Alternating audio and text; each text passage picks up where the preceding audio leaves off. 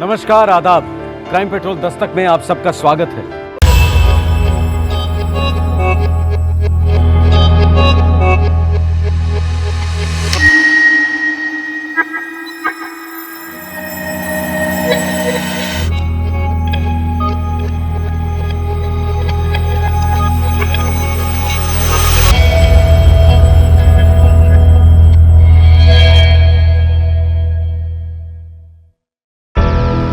बचपन और यौवन के कगार के बीच खड़ी टीनेज लड़कियों की बहुत बड़ी विडंबना होती है, और वो है पुरुष की नजर और बिहेवियर को ठीक से समझना। स्नेह, दोस्ती और वासना के बीच अंतर भांपने में बहुत कंफ्यूजन होता है, समय लगता है। अब कोल्ड ड्रिंक का ही उदाहरण लीजिए। वैसे एक सिंपल सा ऑफर जान पड़ता है, पर क्या पता मासूमियत के प्याले में वैश्यत का जहर घुला हो, बकरी के रूप में सामने भेड़िया खड़ा हो। भेड़िए का बहलाना फुसलाना एक दस्तक है कि वो बहुत जल्द झपटने वाला है। जिस लड़की ने ये दस्तक सुनी वो बच गई, और जिसने नहीं सुनी, 16 दिसंबर 2010, नई दिल्ली।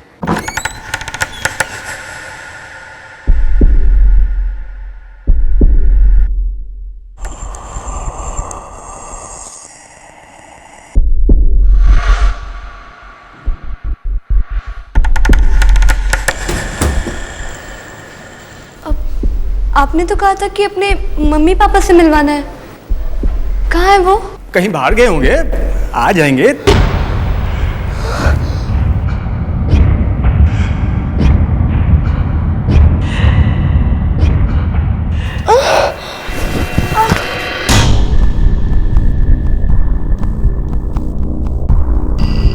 सोलह वर्षीय दिशा को इस बात की भनक तक नहीं थी कि वो इस जाल में खुद चलकर आई थी। नई दिल्ली के उत्तम नगर की रहने वाली दिशा के पिता फौज में हवलदार थे। दिशा 11वीं क्लास की स्टूडेंट थी। दिशा, वो मेडिकल एंट्रेंस एग्जाम की तैयारी कर रही थी जो उसने 12वीं के बाद देना था। दिशा कैसी हो तुम? ठीक हूँ भैया, आप कैसे हो? अरे जैसे कल था वैसे आज हूँ। अरे इन किताबों की तलाश थी ना तुम्हें? अरे वाह, मेडिकल की books. Thank you so much भैया। ओए चुप कर, थैंक्स की बच्ची। थैंक यू सो मच भैया। तू डॉक्टर बनेगी तो सारे मोहल्ले का फायदा होगा। हाँ, मन लगाकर पढ़ियो, समझी? जरूर भैया, मैं पूरी कोशिश करूंगी। जय दिशा के परिवार से परिचित था। उसका प्रॉपर्टी का बिजनेस था और ऑफिस दिशा के घर के बगल में ही था। मम्मी मैं जा रही हूँ, मुझे कोचिंग क्लास के लिए बहुत लेट हो रहा है। कहीं नहीं जाओगी तुम दिशा। गरम गरम खाना तैयार है, पहले खाना खा लो। और अगर तुम्हें देरी हो रही है तो रोहित छोड़ आएगा ना तुम्हें, वो पहुंचा देगा। ओहो, मेरी डॉक्टरली बिटिया लौट आई स्कूल से। पापा, आपसे कितनी बार कहा है मुझे डॉक्टर नहीं मत बुलाया करिए, जब बन जाऊंगी तब कहिएगा। अरे पापा, हमारी छोटिया का डॉक्टर ना भी बन पाई ना, कंपाउंडर जरूर बन जाएगी। रियली? हाँ। तो बेट लगाएंगे रोहित भैया? जब मैं डॉक्टर बनूंगी तब आप कंपाउंडर बनेंगे मेरे। डन कर दे? बच्चों 2:45 बज गए, बाकी बहस सफर करते करते कर लेना, ठीक है? दिशा फौजी की बेटी हो, कहीं लेट नहीं पहुंचते। Yes papa.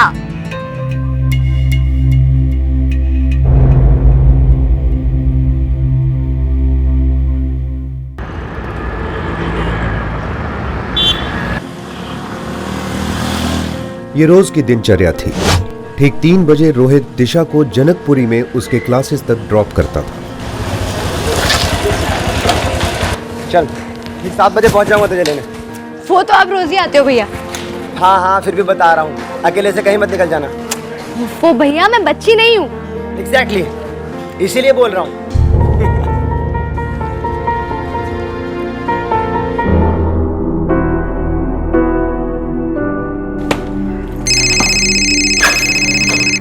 हाँ दिशा बोल।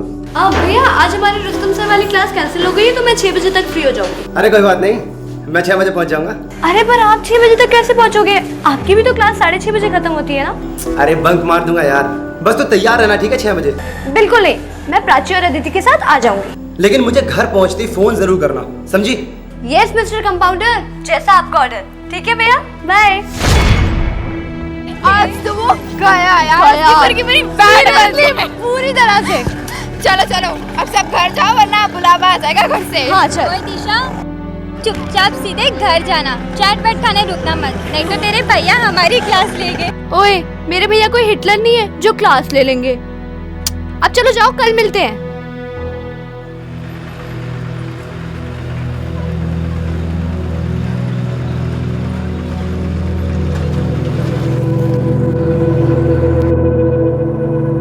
दिशा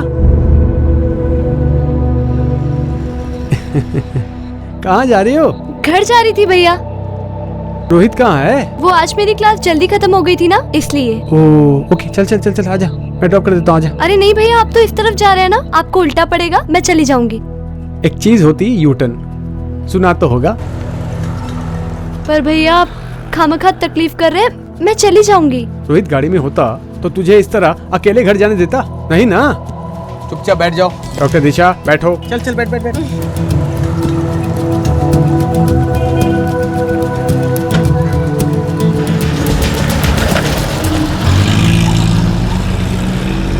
दिशा को जय की गाड़ी में बैठने में कोई एतराज नहीं था, कोई झिझक नहीं थी। जय उनका फैमिली फ्रेंड था।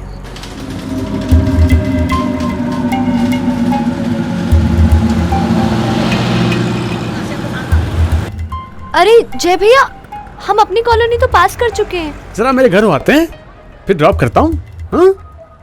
पर क्यों भैया? अरे वो मेरे पेरेंट्स से तुम्हें मिलवाना था। क्यों जय भैया? बस हमारे एरिया के होने वाली डॉक्टर से मिलना चाहते हैं। पर वो क्या है ना, घर में मम्मी पापा रोहित भैया सब मेरा वेट कर रहे होंगे। दिशा 2 मिनट की तो बात है, मम्मी पापा से मिल लेना, फिर वहां से तुरंत यू टर्न समझती हो ना?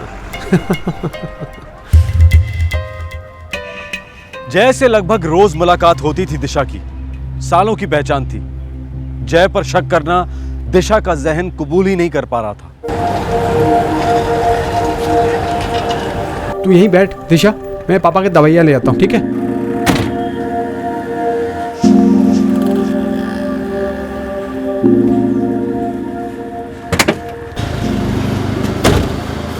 ये ले, जल्दी से पी ले, ठीक है? फिर मम्मी पापा से मिलते हैं, फिर सीधे तेरे घर। नहीं भैया ठीक है, आप चलिए। ओहो, फॉर्मेलिटी बहुत करती है तू, पी ना।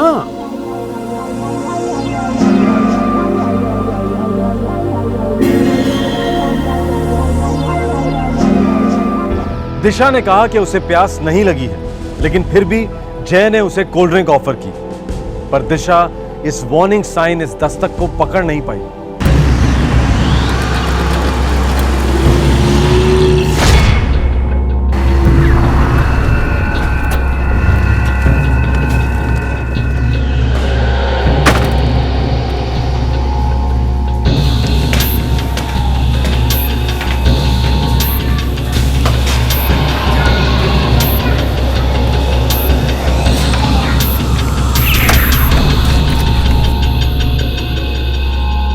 फ्लैट के दरवाजे पर ताला लगा हुआ था, लेकिन फिर भी दिशा को जय के इरादों पर शक नहीं हुआ।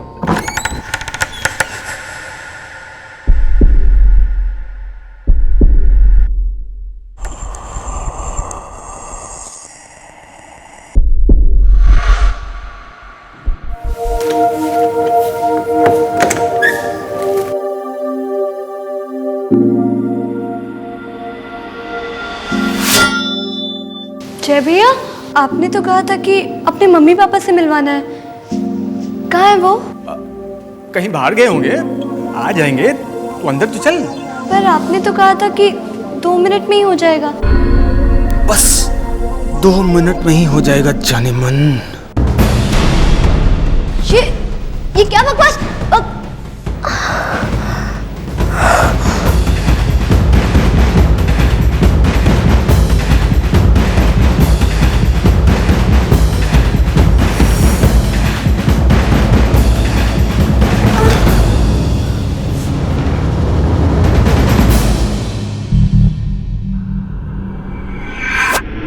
दिशा के कोल्ड ड्रिंक में जय ने नींद की गोलियां मिला दी थी।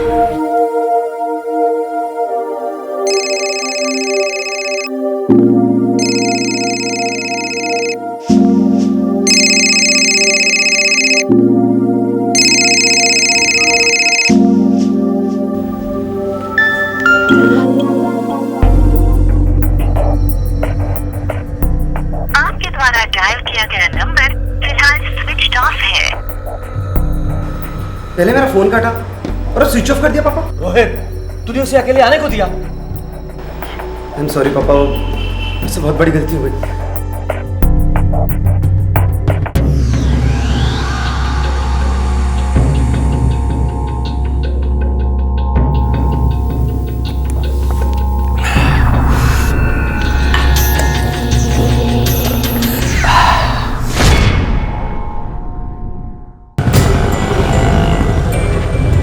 उसने कहा था अपनी फ्रेंड प्राची और अदिति के साथ लौट रही है।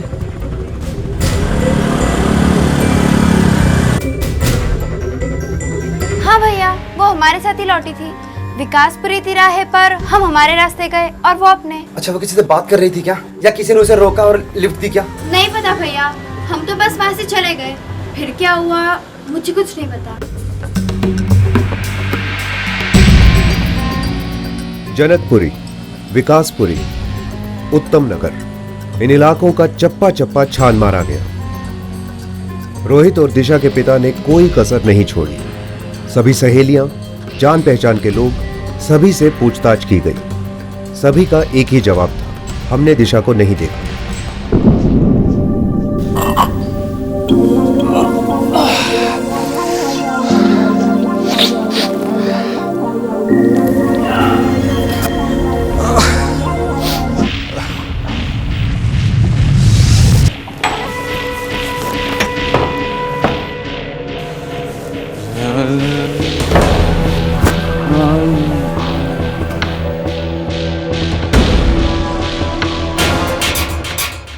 हताश और बेहद परेशान दिशा के पिता और भाई रोहित ने कानून के दरवाजे पर दस्तक दी।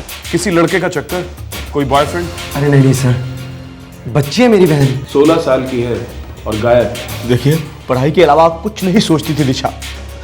कुछ गलत जरूर हुआ है उसके साथ इंस्पेक्टर साहब। लास्ट टाइम कब बात हुई? शाम 5 बजे उसने अपनी क्लास से फोन किया था, लेकिन जब आने में बहुत लेट हो गया तो मैंने कोशिश की उसको फोन करने की, लेकिन पहले उसका फोन काटा गया सर और बाद में वो हो गया।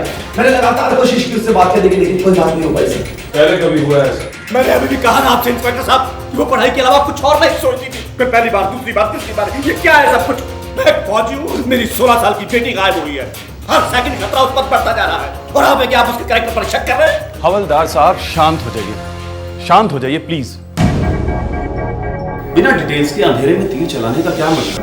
फौजी हैं आप, समझते होंगे इन बातों को। आखिरी बार कहाँ थी? विकासपुरी तिराहा सर, अपनी फ्रेंड्स के साथ, और उसी तिराहे से वो लोग अलग अलग हुए थे सर। सारी जानकारी बारीकी से नोट करने के बाद पुलिस तुरंत इस केस में कूद पड़ी। सिंह, बच्ची का फोन सर्विलेंस पर डाल दो, लोकेशन ट्रैक करो, double up. Yes sir.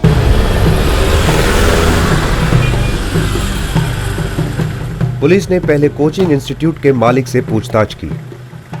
Oh no, दिशा का कोचिंग क्लास के किसी भी लड़के के साथ कोई चक्कर हो ही नहीं सकता। It's not possible. उसे तो डॉक्टर बनने के अलावा कुछ सोचता ही नहीं था। पुलिस दिशा की सहेलियों को लेकर तुरंत विकासपुरी तिराहे पहुंची। सर, इस पॉइंट के बाद वो उस तरफ गई और हम इस तरफ। रोहित, अगर तुम कभी उसे कोचिंग इंस्टीट्यूट से पिकअप नहीं कर पाते थे तो इंस्टीट्यूट से घर कैसे वापस आती थी? डीटीसी की बस से सर। हाँ सर, इस स्कूल से भी डीटीसी की बस से ही घर आती थी।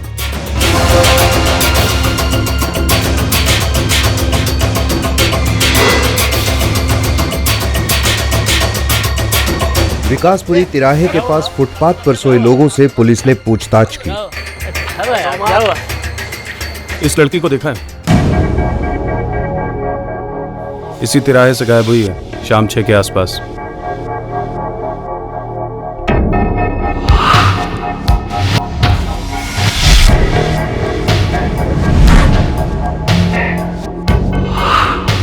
हाँ साहब, देखा है। ये एक सफेद मारुति वैन वाले से बात कर रही थी। गाड़ी का नंबर? इतना नहीं याद है साहब। आदमी की शक्ल? ठीक से याद नहीं साहब। जितना ठीक से याद है उतना बताओ, जल्दी बताओ। ऐसा जवान था, हट्टा कट्टा था। अपनी मर्जी से गई या वो जबरदस्ती लेके गया? अरे साहब, कोई जबरदस्ती लेके जाता तो क्या हम चुपचाप ऐसे बैठे रहते? देखा, खुद बात कर रही थी, अपनी मर्जी से गाड़ी में बैठी। मतलब गाड़ी किसी जानने वाली की ही है। अब बोलिए, कोई जान पहचान वाला है? सफेद मारुति वैन वाला। सर, लड़की का सेलफोन लास्ट द्वारका इलाके में एक्टिवेट था सर। उसके बाद से उसका फोन स्विच ऑफ है सर।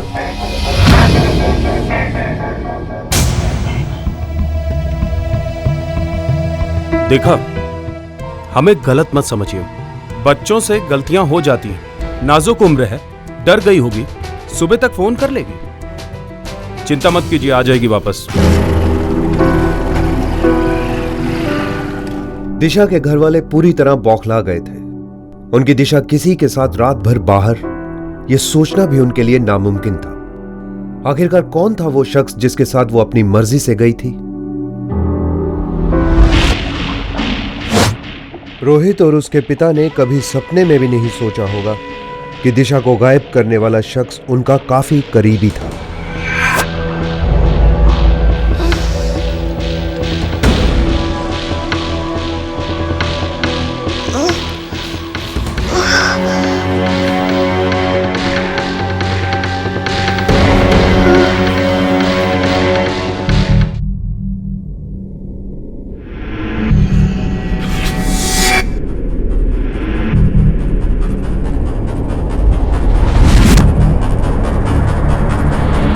बस 2 मिनट में ही हो जाएगा जाने मन।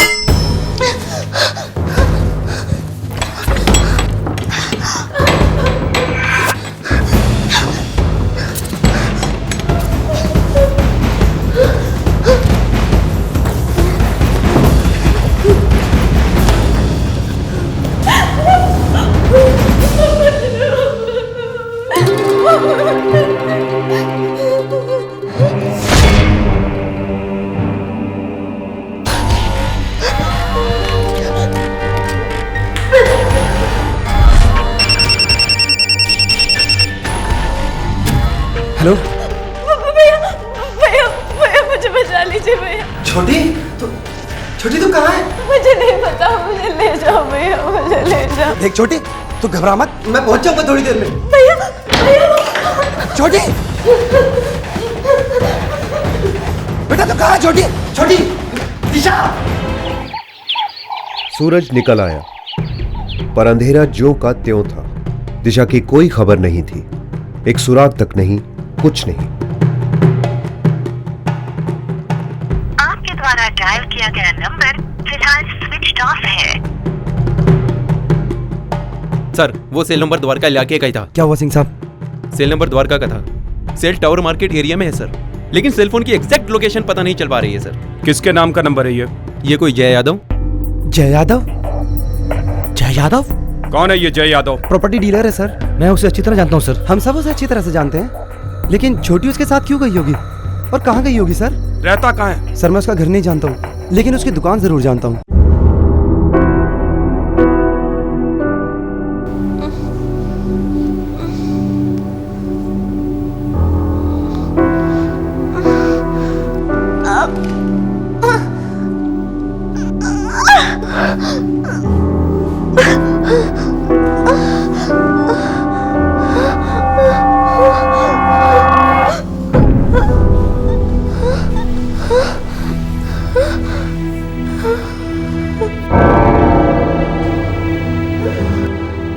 तालों को घूरने से ये खुल नहीं जाएंगे जानमान। हाँ, अगर प्यार से देखोगी तो शायद खुल जाए। आपको जो भी करना था आपने कर लिया, सब करता।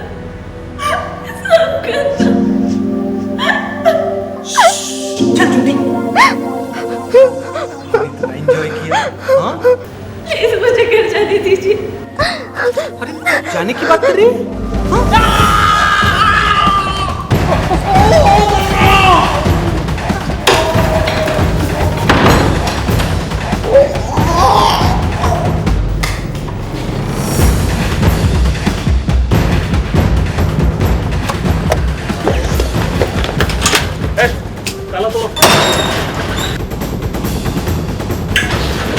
हर कोने की तलाशी लो।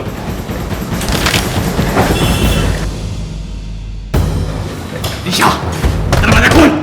दिशा, दरवाजा खोल।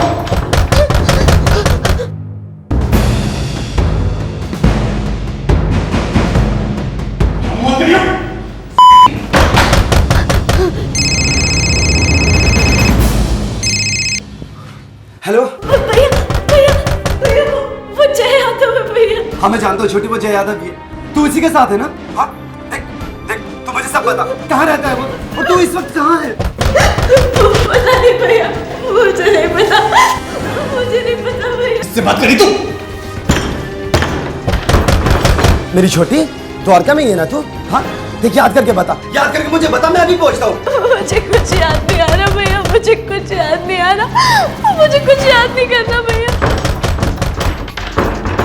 मुझे मम्मी के पास जाना है भैया, सब गंदा हो गया भैया, सब गंदा।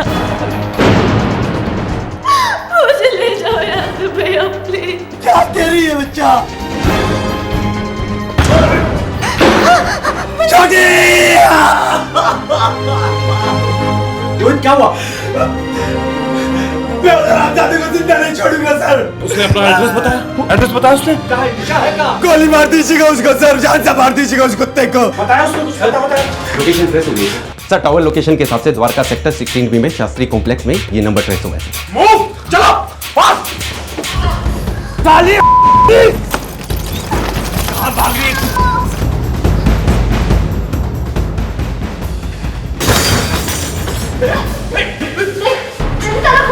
ड्रामा मत कर, पीछे रह। लास्ट टाइम बोल रही हूँ, पहले ताला खोल। देख पीछे रह, तू पीछे रह। नहीं रखूंगी, पहले ताला खोल। ठीक है।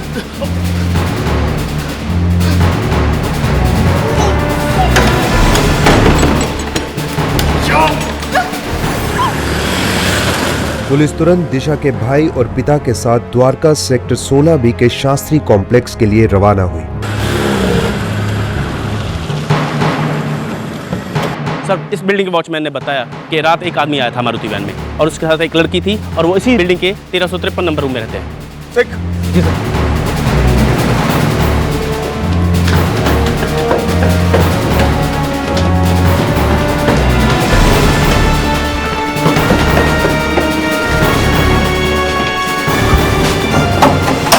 तोड़ दो ताला।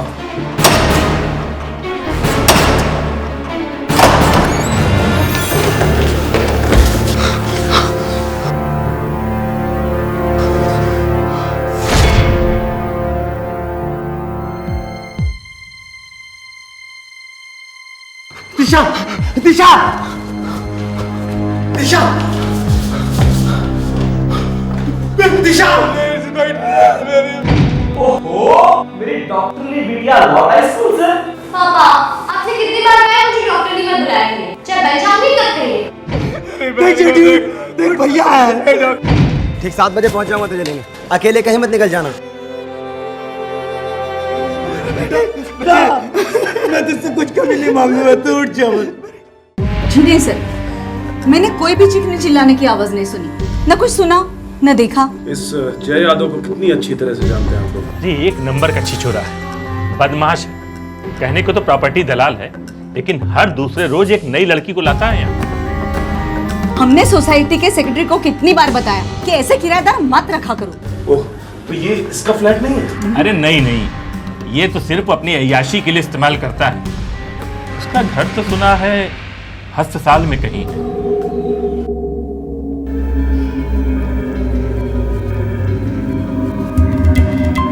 मामा, इस भयानक और क्रूर बलात्कार और हत्याकांड के बाद भी जय यादव बड़े ही नॉर्मल तरीके से अपने घर गया, अपने माता पिता से मिला, मानो कुछ हुआ ही ना हो।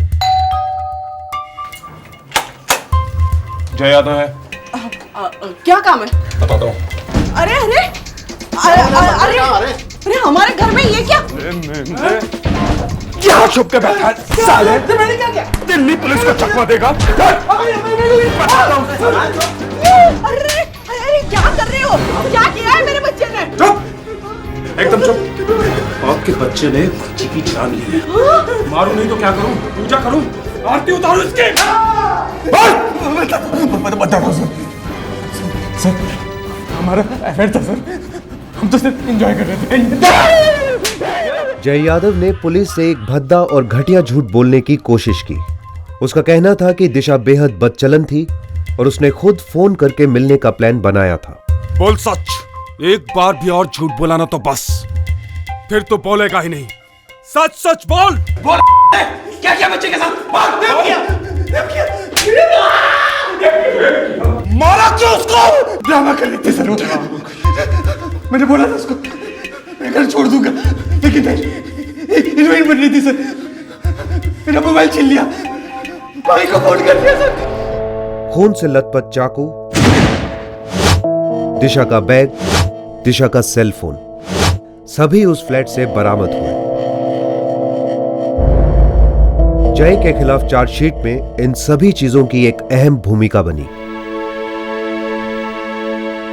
पोस्टमार्टम रिपोर्ट ने पुष्टिकरण किया कि जय यादव ने दिशा के साथ बलात्कार किया था।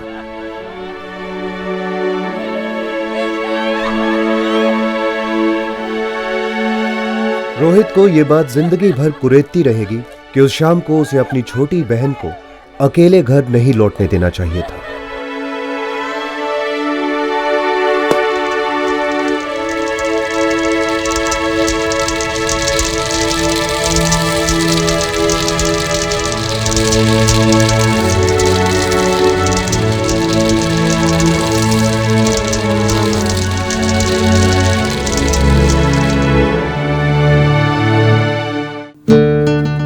दिशा सिर्फ 16 साल की थी, एक होनहार स्टूडेंट जो डॉक्टर बनना चाहती थी।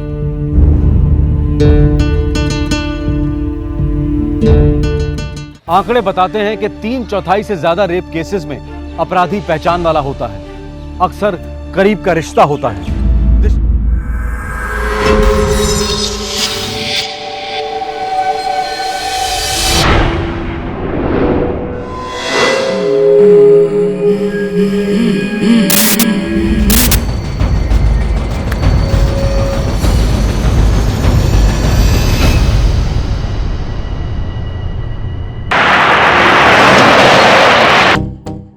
पैसा सबको प्यारा है, जिसके पास है वो और चाहता है, जिसके पास नहीं है वो बहुत ज्यादा चाहता है।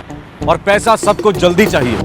पैसे की तड़प लालच पैदा करती है और लालच से जुर्म जन्म लेता है। लेकिन हर जुर्म का षड्यंत्र एक दस्तक जरूर छोड़ के जाता है, और हर दस्तक जुर्म की बू को कानून की नाक तक पहुंचा देता है। 17 अक्टूबर 2010, राजकोट, गुजरात।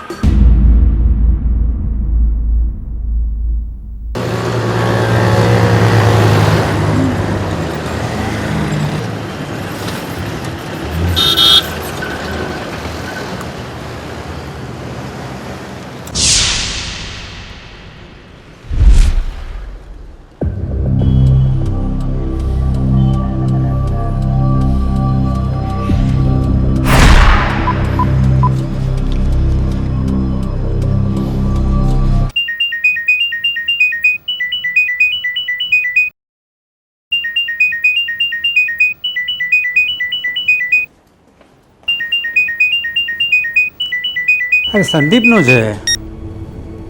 हेलो संदीप, क्या છે बेटा तू? बापूजी मैं प्रभु काका के घर जा रहा हूँ। अरे अचानक से? अचानक नहीं बापूजी, थोड़ा काम है। अरे लेकिन बोल के तो जाना चाहिए था, हम अचानक निकली गयो तू।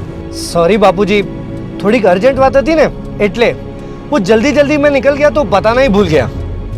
अच्छा बापूजी, गीता से कहना कि मैं कल सुबह ही वापस लौटूंगा।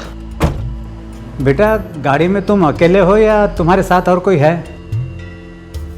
हाँ, एक आदमी है मेरे साथ में, उसकी बाइक खराब हो गई है ना, इसलिए उसे पेट्रोल पंप तक लिफ्ट दे रहा हूँ बापूजी। अच्छा अच्छा, ठीक है ठीक है। देखो, प्रभु काका के घर पहुंचने के बाद में तुरंत फोन करना। जी जी बापूजी, हूँ फोन करीश। जय श्री कृष्ण। जय श्री कृष्ण।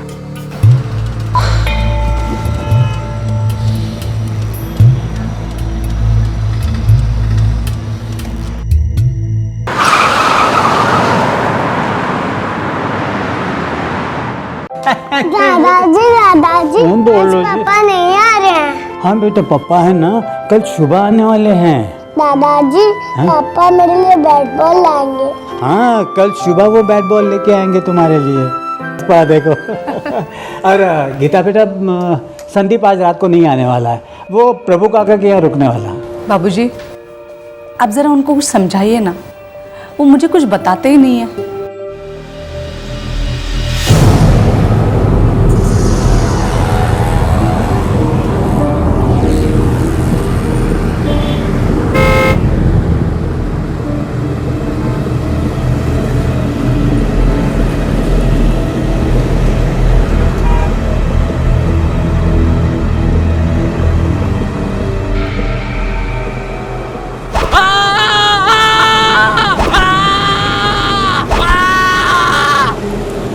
अपने पिता से फोन पर बात करने के ठीक आधे घंटे के बाद संदीप पारेख का मर्डर हुआ।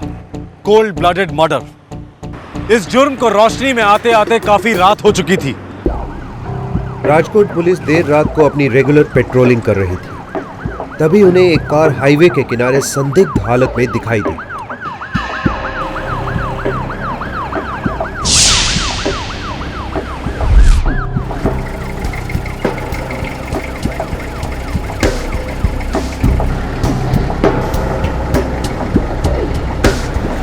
મોરબી બાયપાસ રોડ હાઈવેની બાજુમાં સફેદ સેન્ટ્રો નંબર 3212 એક માણસની લાશ છે અંદર।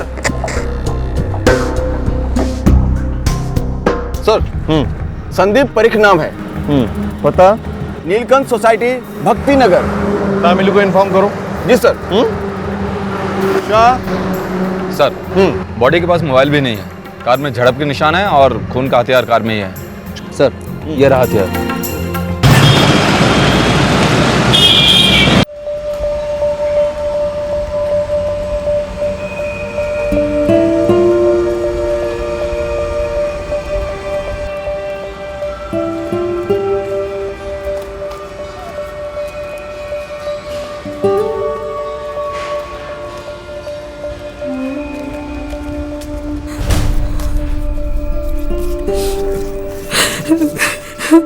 इंस्पेक्टर साहब यही मेरा हस्बैंड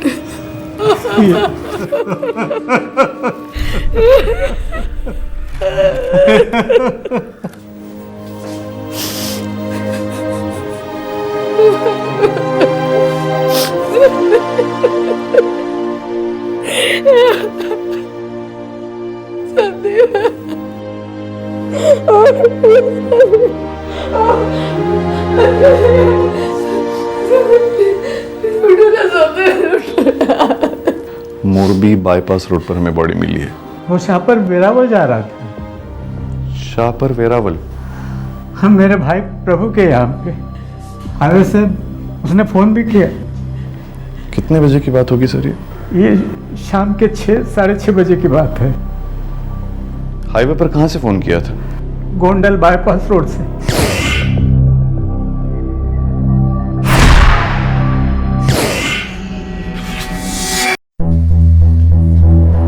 सर पोस्टमार्टम रिपोर्ट कहती है मर्डर 6:45 और 7 के बीच हुआ है। संदीप पारेख ने आखिरी फोन अपने पिताजी वल्लभ पारेख को किया, उसके बाद उसका मोबाइल स्विच ऑफ दिखा रहा है और ये फोन हुआ है गोंडल बाईपास रोड से। लेकिन सर बॉडी जहाँ से मिली वो गोंडल बाईपास से ज़्यादा दूर नहीं है, 10-15 मिनट की दूरी पे। टायर मार्क्स चेक किए सर, क्लीन है। घात लगाकर कोई बैठा नहीं था। तो इसका मतलब ये हुआ कि खूनी गाड़ी में ही बैठा था। Right sir. और एक बात यह है कि ये गाड़ी कई बार कई जगह से ठुकी है।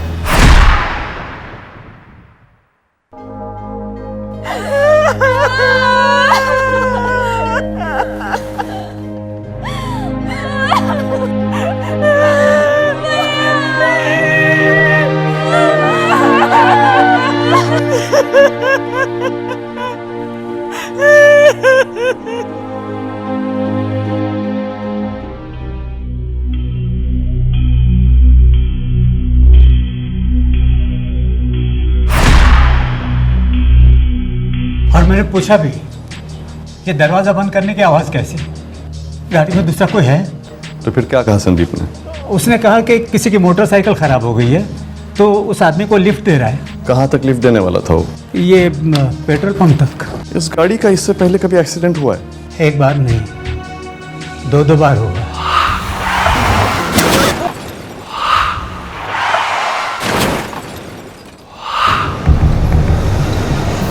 जिस जगह संदीप की लाश मिली थी उसी के पास के पेट्रोल पंप पर पुलिस पूछताछ करने पहुंची। इधर कोई बाइक वाला आया था इधर? बाइक वाला तो कोई नहीं आया था सर। अच्छा, कोई डब्बे या बोतल में पेट्रोल लेकर गया हो? नहीं सर। सच कह रहा है? हाँ सर।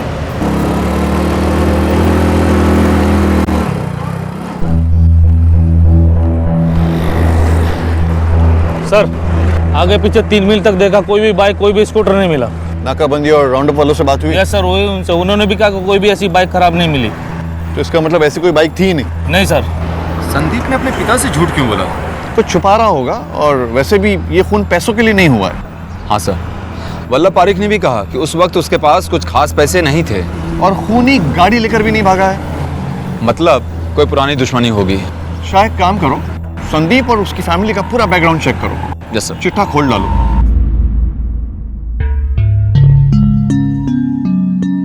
काका, पता नहीं कैसे कहूँ, आप संदीप भाई का अंतिम संस्कार करके अभी आई हैं, फिर भी मुझे कहना पड़ेगा क्योंकि रकम छोटी नहीं है काका। 90,000।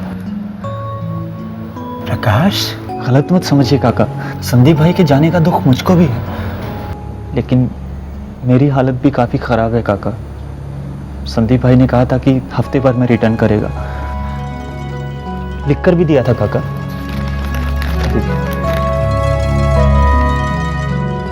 बेटा प्रकाश, ये काका, संदीप आज होता तो तुम्हारे पैसे लौटा देता था ना वो? बिल्कुल लौटा था काका। बस, तो अपने दोस्त के ज़बान पे भरोसा रखो। 4 साल तुमने उसके साथ में काम किया है, मिल जाएंगे तुम्हारे पैसे, मिल जाएंगे। 2-4 दिन आगे पीछे हो सकते हैं। परसों तक हो जाए तो अच्छा है। ठीक है।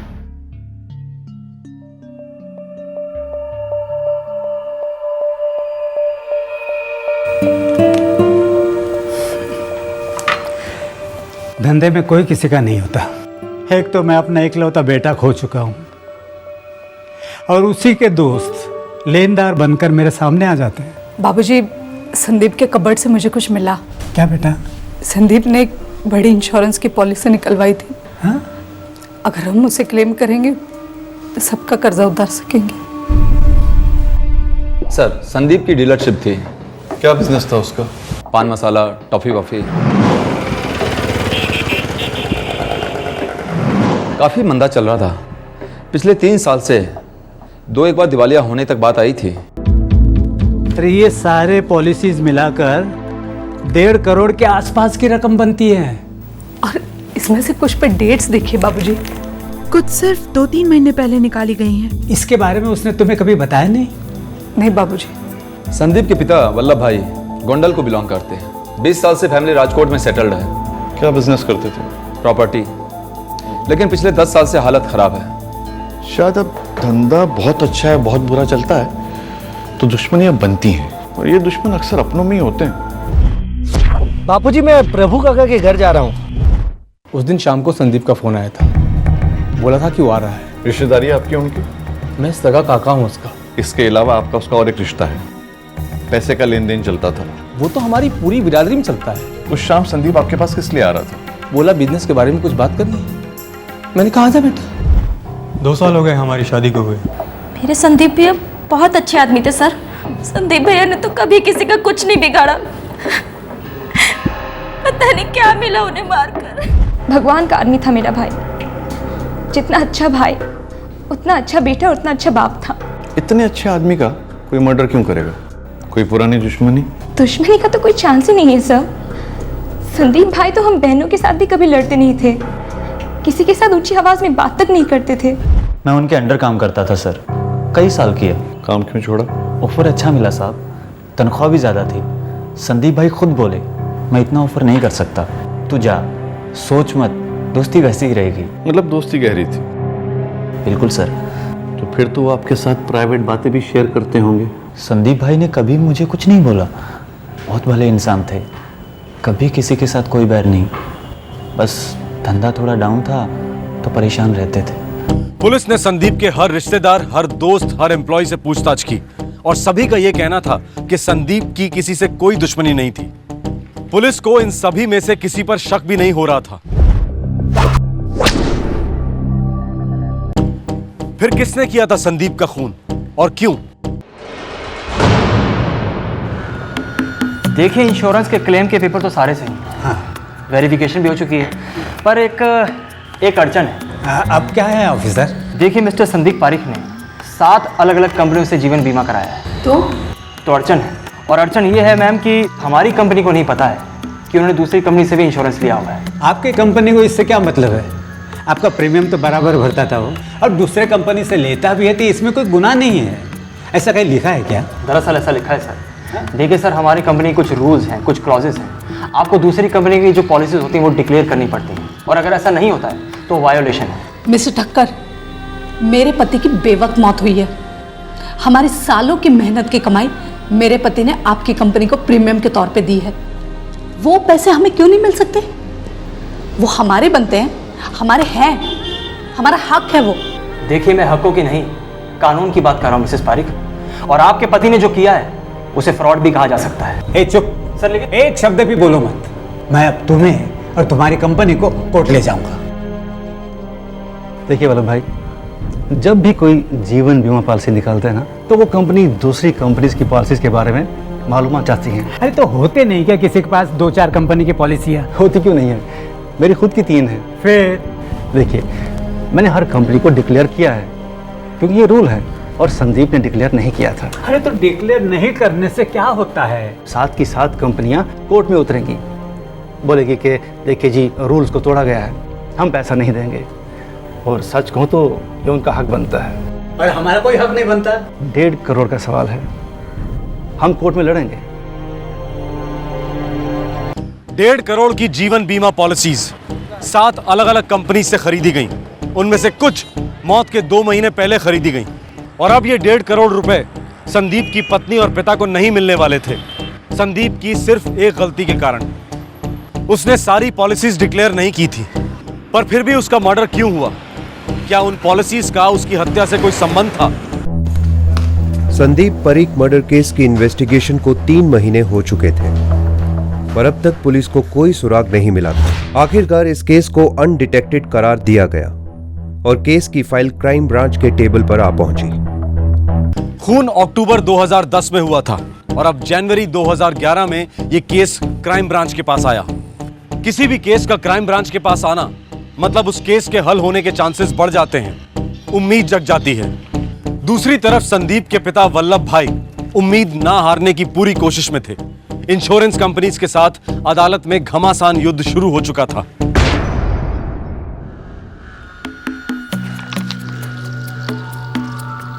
मर्डर तो हुआ है दिलीप, लेकिन कारण का अंदेशा नहीं मिल रहा है। सर, कोई खास कारण नहीं होगा, बस लूट का केस होगा जो मर्डर में बदल गया। लूटिंग तो हुई नहीं और मर्डर हो गया। सिर्फ एक मोबाइल फोन गायब है, यहां तक कि कातिल अपना हथियार भी पीछे छोड़ गया है। ये लूटिंग का केस नहीं है दिलीप, मुझे तो एक बहुत बड़े षड्यंत्र की बू आ रही है। ये रिपोर्ट देखो दिलीप, ये आदमी का एक नहीं 2-2 बार एक्सीडेंट हुआ है, मौत से 1 हफ्ता पहले। सर, बड़ी अजीब बात है, एक ही हफ्ते में 2-2 एक्सीडेंट्स। अजीब बात तो है, ये आदमी अपनी मौत के साथ आंख मचोली खेल रहा था। कुछ तो है। तो वल्लभ भाई कोर्ट गए हैं? जी। इंश्योरेंस का केस है, राइट? जी हाँ। 1 करोड़ 50 लाख का इंश्योरेंस, जी, जिसमें से 1 करोड़ 25 लाख की पॉलिसी मर्डर के 2 महीने पहले ली गई थी। लेकिन हमें बाद में पता चला। कोई तो होगा जिसको इंश्योरेंस के बारे में पता होगा। मेरे कहने का मतलब ये है कि किसी को कोई फायदा हो उसमें? नहीं, और कोई नहीं है, हमें को सारे पैसे मिलेंगे। केस जीत जाएंगे आप? पूरा कॉन्फिडेंस है? बिल्कुल, हमारा हक बनता है वो। आपको मालूम है कि संदीप काफी लोगों का कर्जदार था? हर एक का 1-1 रुपया चुका दूंगा, बस इंश्योरेंस का एक बार क्लेम मिल जाए। कौन कौन है ये लोग, जरा नाम लिख के देंगे? लीजिए।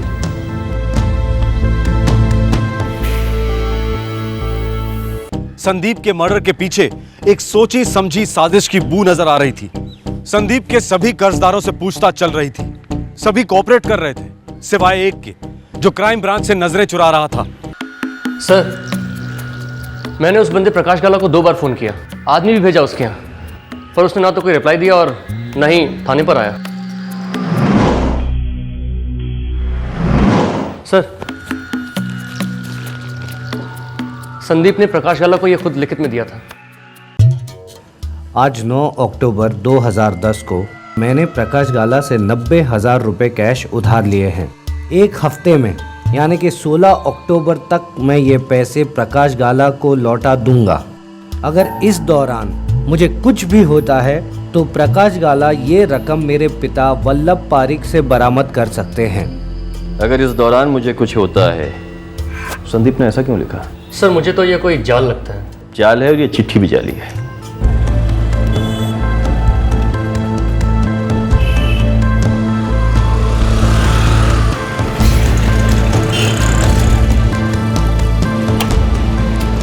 प्रकाश गाला? जी। आप कौन? भाई हम वही हैं जिनका तुम फोन नहीं उठाते हो, जिनके न्योतों को ठुकरा देते हो। पुलिस वाले हैं हम। वो बस वैसे ही सर, थोड़ा सा बिजी था। कोई बात नहीं, अब हम अपने काम में बिजी हो जाएंगे। तो ये बताओ कि पुलिस स्टेशन खुद चलकर आओगे या नाक में रस्सी डालकर घसीट कर ले चलें? ये प्रॉमिसरी नोट यानी कि ये चिट्ठी संदीप ने आपको दी थी मिस्टर प्रकाश गाला? जी सर, साइन भी किया उसने सर। हाँ हाँ, साइन भी किया उसने, और उसमें इसने अपनी डेथ सर्टिफिकेट पे भी साइन कर दिया है। ये चिट्ठी साफ अंदेशा देती है कि संदीप को अच्छी तरह से मालूम था कि उसकी मौत होने वाली है, और वो ये भी जानता था कि उसके पिताजी के पास पैसा नहीं है। फिर उसने किस कॉन्फिडेंस के साथ इसमें यह लिख दिया कि आपके 90,000 रुपए उसके पिताजी चुकाएंगे, वो भी 1 हफ्ते में। क्योंकि उसने अपनी मौत के कुछ दिन पहले 1,25,00,000 की पॉलिसी निकाली थी, और वो ये जानता था कि उसकी मौत के बाद सारा पैसा उसके पिताजी को मिलेगा। अब मैं ये सभी से जानना चाहता हूं कि किसकी ये मिलीभगत है, किस किस को इस इंश्योरेंस के बारे में मालूम था, किसने मर्डर किया है संदीप का। ये तो अच्छा होगा कि अगर आप सच सच हमें जल्द से जल्द बता दें, वरना अगर मैं अपने हिसाब से सच उगलवाऊंगा तो किसी को भी अच्छा नहीं लगेगा। संदीप मेरा इकलौता बेटा था और आप मुझे पे शक कर रहे हैं। वल्लभ भाई, पैसा एक ऐसी चीज है जो बड़े बड़े रिश्तों को इस तरह निकल जाता है, इस तरह। शक तो मुझे सब पर है। दिलीप, इन दोनों के फोन रिकॉर्ड चेक करो। इन दोनों ने आपस में कब कब कहां और कितनी बार बातें की। Yes sir. फिलहाल तुम मिस्टर प्रकाश गाला को कस्टडी में ले लो।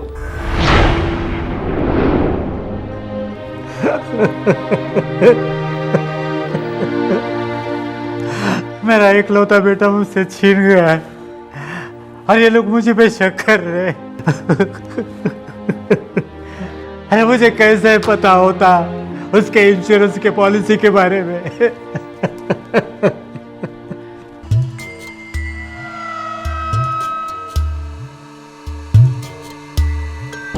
बहुत जल्दी मोबाइल कंपनी से सारे मोबाइल फोन रिकॉर्ड सामने आए, और सामने आया संदीप के कत्ल का कारण, जो बिल्कुल शॉकिंग था, जिस पर विश्वास करना मुश्किल हो। प्रकाश गाला झूठ बोल रहा है, लेके आओ उसे। 17 अक्टूबर की शाम को तुम्हारे सेल फोन का लोकेशन था गोंडल बाईपास, वक्त 6:30 बजे। उसी शाम को संदीप अपने प्रभु काका को मिलने निकला था, गोंडल बाईपास होते हुए।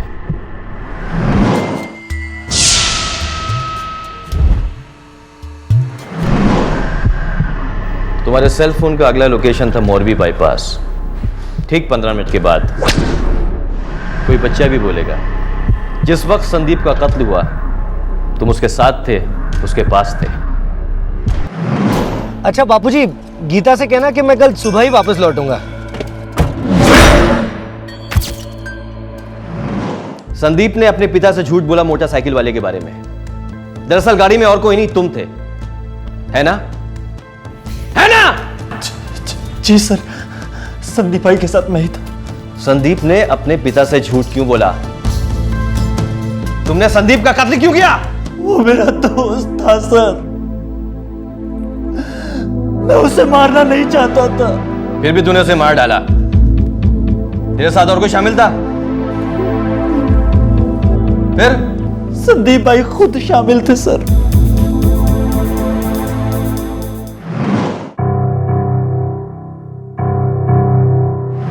संदीप भाई खुद को मरवाना चाहते थे सर। वो अपनी फैमिली को सड़क पर नहीं देखना चाहते थे सर।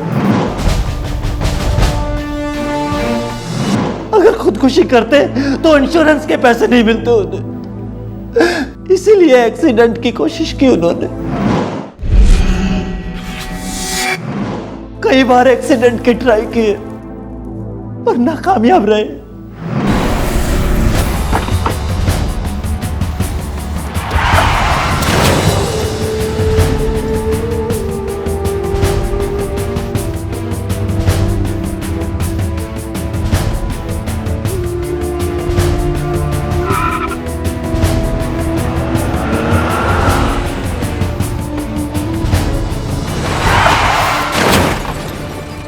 पूरे हफ्ते संदीप भाई ने हाईवे पर एक्सीडेंट करके खुद को मारने की कोशिश की।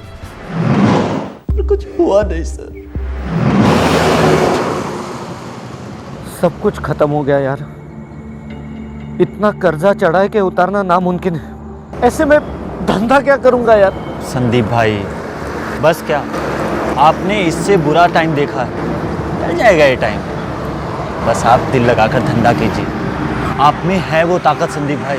नहीं प्रकाश, ये दलदल से बाहर निकलना नामुमकिन है। बस एक ही बात की चिंता हमेशा लगी रहती है कि मैं गीता और आदित्य के लिए कुछ बना नहीं पाया। मैं पूरी तरह से फेल हो गया यार, पूरी तरह से फेल हो गया।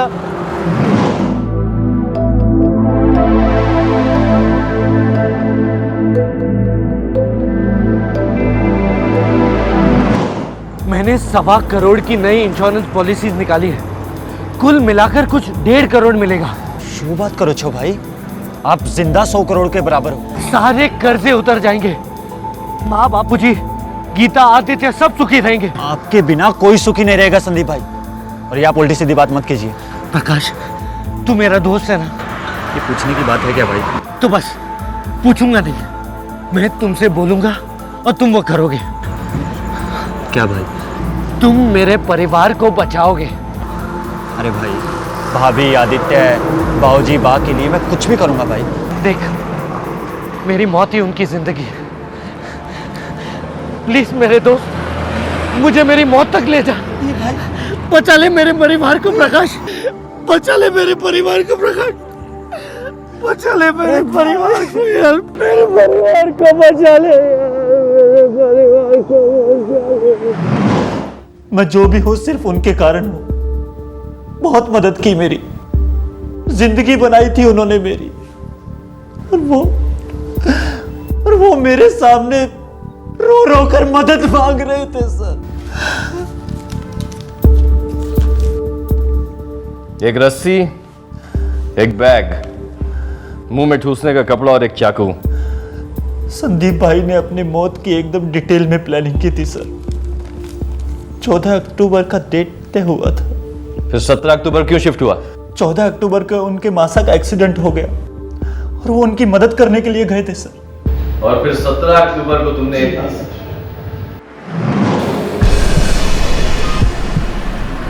सोच मत, निकाल चाकू और शुरू हो जा। नहीं भाई, मुझसे नहीं होगा ये सब। अबे की औलाद, नपुंसक, थू है तुझ पर। अरे जा अपनी माँ से पूछ, किसका पाप है तू? ये सब क्या बोल रहे हैं भाई आप? अरे चुप कर साले, जिस औरत से तेरी शादी होगी ना, उस पर तरस आता है मुझे। अरे पूरा मोहल्ला हाथ साफ करेगा उस पर। उन्होंने मुझे बहुत गंदी गंदी गालियां दी सर, लेकिन मैं जानता था सर, वो मुझे उकसा रहे थे, वो मुझे भड़का रहे थे सर। तेरे हाथ में ना छुरी नहीं, गजरा होना चाहिए, गजरा।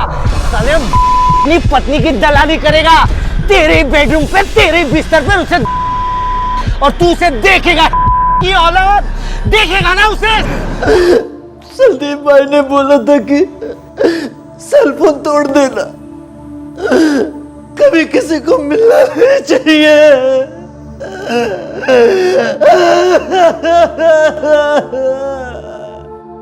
प्रकाश गाला से बरामद हुई दोनों चिट्ठियों को हैंडराइटिंग टेस्टिंग के लिए भेजा गया है।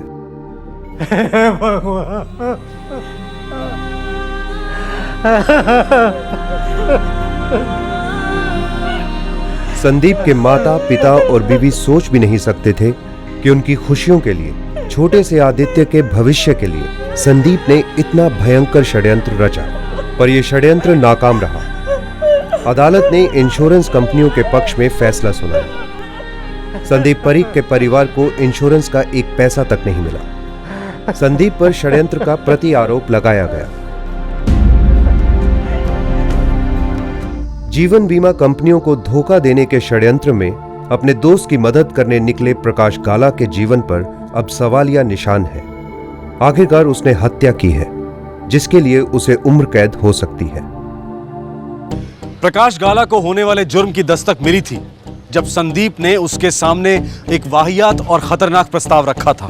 अगर वो उसी वक्त इस दस्तक को सीरियसली लेता और वल्लभ भाई या पुलिस को बताता तो ये जुर्म होता ही नहीं। पर दस्तक सुनने की बजाय प्रकाश गाला खुद मुजरिम बन गया, और वो भी हत्या जैसे संगीन जुर्म का। फिर मिलेंगे।